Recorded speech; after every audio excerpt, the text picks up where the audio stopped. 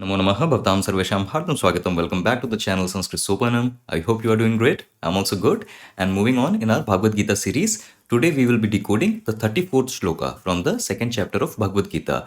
And again, this shloka is also in continuation to what we saw in the previous shloka. So I hope all of you have gone through the previous shloka and all the previous shlokas we have covered. But without wasting any more time, let's quickly dive in today's video. Okay, and this is the shloka that we'll be decoding today. Let me go through the shloka once. अकीर्तिं चापि भूतानि कथयिष्यन्ति ते व्ययाम संभावितस्य चाकीर्तिः मरणादतिरिच्यते. Okay, so this here is the shloka and this is the Sandhi Vichcheda of the shloka. And as to what Sandhis we can see in the shloka, so you see this pada, te vyayam.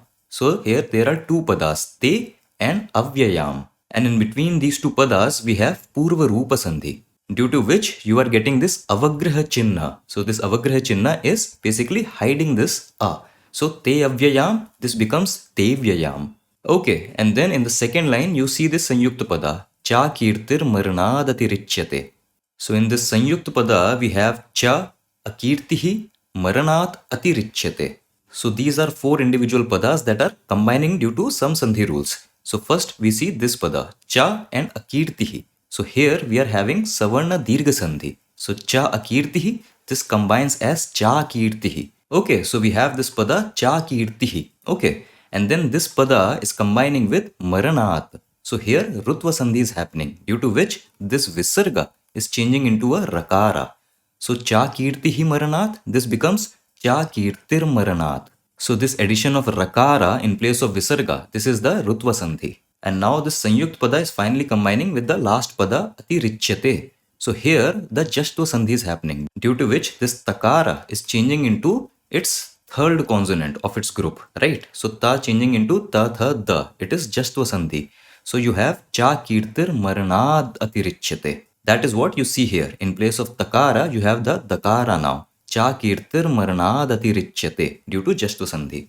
Okay, and as usual, you have the PDF sheet in which you have all the Sandhi rules and the word by word breakdown of this entire shloka. And you can download this PDF from the link in the description box. Okay, that will be helpful for your own practice. Now let us move and do the decoding of the shloka. Okay, so we are starting with this Kriya Pada Kathayishyanti. So this Kriya Pada is coming from the dhatu Katha dhatu. Katha dhatu means to tell, to narrate. From this dhatu only we get the common word Katha, that is a story, that is a tale, because that is what you tell. So Katha dhatu, that means to tell or to narrate, and the form here is lit lakara, that is future tense, prathama purush, that is we are talking about some third person, and bahuvachanam, that there are multiple people, so bahuvachanam. So Katha, this changes into Kathayishyanti, and Kathayishyanti will mean they will narrate, they will tell in that sense. Okay, so we are starting with this Kriya Pada, and immediately the question will be Ke Kathayishyanti, who all will tell? And the response is Bhutani Kathayishyanti. This Shabda Rupa is coming from the Pratipadika Bhuta, and Bhuta, this means people in general. Okay, and again, just by looking at the form Bhutani, Pustakani, so you can already guess that this Pratipadika is a neuter gender Pratipadika. So Bhutani Kathayishyanti, people will narrate, people will tell in that sense. Okay. And now if we'll move on, so now we will inquire about the object, that what they will tell. That is why I'm asking the question Kam Kathishyanti. So the response is Bhutani te akirtim kathishyanti. Te akirtim. Te means your, and akirtim. So this is of course coming from the Pratipadika akirti. Okay, and in previous shloka itself we have seen this word kirti. Kirti means honor. So akirti means dishonor, right? So this is a feminine gender. It is a Strilingam Pratipadika. And here the form Akirtin. So this form is the Dutiya Vibhakti Ekvachanam. Dutiya Vibhakti why? Because this is the object of this Kriya. That the people will narrate your dishonor. The people will narrate or they will tell tales of your dishonor. So Akirti changes into Akirtim.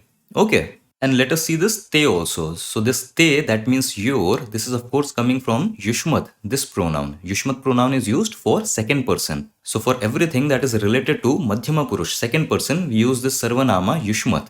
And te, this is the Shashti Vibhakti. This is the sixth case and singular form. Because I want to say your. Okay. For this Shashti Vibhakti singular, you also have another form that is Tava.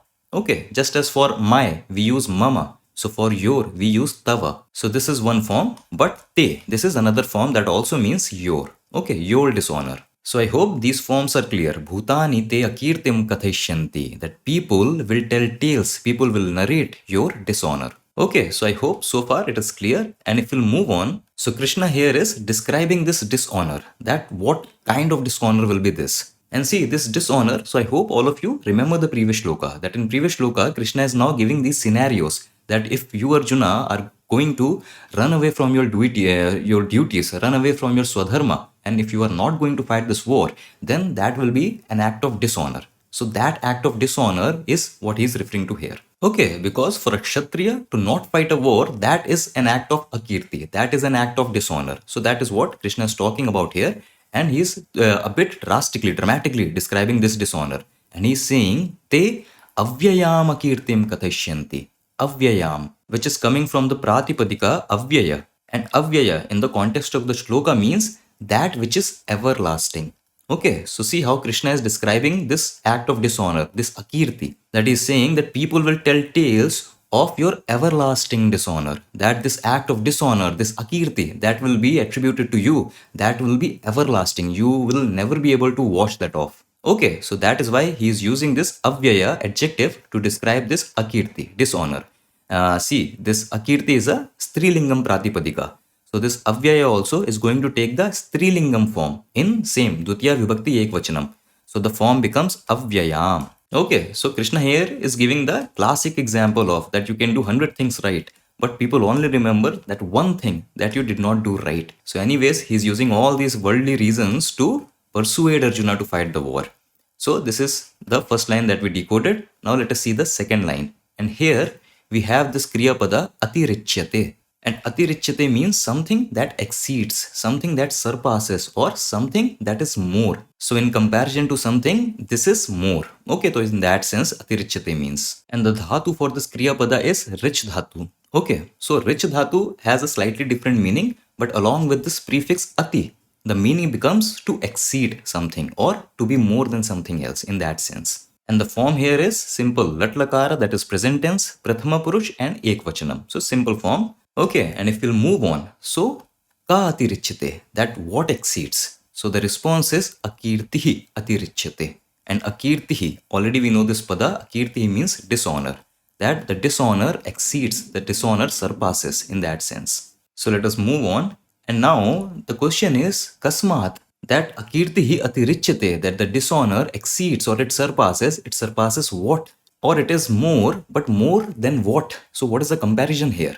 And to show comparison in Sanskrit, we generally use the Panchami Vibhakti, the fifth word case, right? So that is why I'm asking the question in Panchami Vibhakti. Kasmat, then what? Comparison. So the response is akirtihi maranat atirichyate, that the dishonor exceeds the death, or the dishonor is even more than the death. Maranat. So the Pratipadika is marana, and marana is death, the act of dying, death.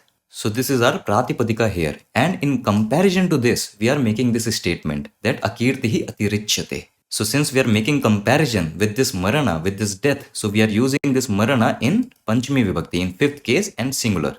So marana, this changes into maranat. That is what you see in the shloka. Okay, so I hope the meaning and why we are using the Panchami Vibhakti, this is clear. And now if we'll move on, so we have this question that kasya, that for whom? That you are making this statement that akirtihi maranat atirichyate, dishonor is even more than death. This is in relation to who? So the response we get is sambhavitasya akirtihi maranat atirichyate. Sambhavitasya. So the Pratipadika here is sambhavita. And sambhavita, this is a person who is honored, a person who is honorable in that sense. That for a person who is been honored before, for a person who is respectable in a society, for such a person, dishonor, akirtihi, is even more than death. Okay, that is what he's saying. Okay, sambhavita in Shashti Vibhakti. In sixth case, Shashti Vibhakti ekvachanam, sambhavita becomes sambhavitasya, balaka balakasya in that simple sense. Okay, and by the way, see, I have explained this point before also. This Shashti Vibhakti, we are using Shashti Vibhakti, but we are using in the sense of for whom. But this for is different than what we use in Chaturthi Vibhakti. Because in fourth case, Chaturthi Vibhakti also, the meaning is for. But this for is in the sense of a receiver. That when we are doing something for someone or when we are giving something for someone. Okay. So So the Chaturthi Vibhakti for is in the sense of a receiver. But this Shashti Vibhakti for is in the sense of you are saying something, you are making some statement in relation to what? In relation to what kind of person? Okay, so there is a bit of a difference in the use of Chaturthi Vibhakti and Shashti Vibhakti. Here we are using Shashti Vibhakti because we are not using in the sense of receiver. We are rather using in the sense of in relation to an honored person. Sambhavitasya akirtihi maranat atirichyate. Okay, so I hope all this pada and everything is clear. Now let us move on and see the Anvaya along with the Anuvada. So in the previous shloka we saw Krishna warning Arjuna that if you are going to neglect your swadharma, your own moral duties, and if you are going to, carelessly abandon your kirti, your honor, then you are going to incur sin. Basically, you are going to commit a grave mistake. And then he's continuing in the shloka and saying, Bhutani cha api katheshyanti. And people too. So api, this is an avyay in the sense of also, too, right? So bhutani cha api, and people too will katheshyanti, will narrate. Te avyayam kirtim. They will tell tales, they will narrate your everlasting dishonor. That people also are never going to forget the act of dishonor that you are going to commit now. And what will be the consequence of this? So he is explaining here that sambhavitasya, that for an honored person, for a person who has earlier received respect and honor of people, of society, for such an honored person, akirtihi, dishonor, maranatatirichyate, is far greater than death. So that is what he is telling Arjuna. Okay, so as we can already notice that Krishna is giving all sorts of worldly reasons to Arjuna to persuade him, to make him fight this war. And at this point, a lot of us feel that Krishna, he himself talked that karmanyevadikaraste, that you act for the love of act. You don't act for the fruits and for the consequences. But here you have Krishna giving all these worldly reasons that if you're not going to fight, you will incur sin, you will be dishonored in the society, people will talk about your dishonor, and all these worldly reasons. So why he is contradicting himself? So Krishna is not contradicting himself. He is a great guru. And as a great guru, he is trying to gauge his disciple, his shishya, that is Arjuna, that at what mental level he is right now, what reasoning is he able to accept right now.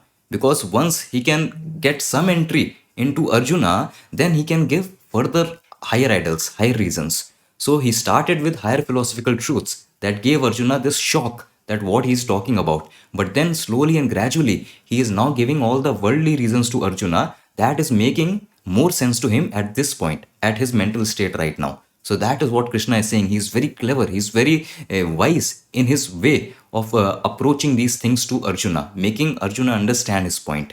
So it's not that he is contradicting himself, because as we will see later in the shlokas, he will go deeper into higher philosophical truths, higher idols. But to make him prepare, to make him receptible to these higher idols, he first have to have some entry point into the psyche of Arjuna. So that is what he is doing. Okay, so that is all what we see in these shlokas, and I hope all this pada, everything is clear. In the next couple of shlokas, Krishna will be continuing in this same line of reasoning, and then he will shift the narration in further shlokas to a more deeper spiritual truths. Okay, so I'll meet you in the next video with another shloka. Until then, stay awesome, stay happy, keep learning Sanskrit. Vayam punha milamaha.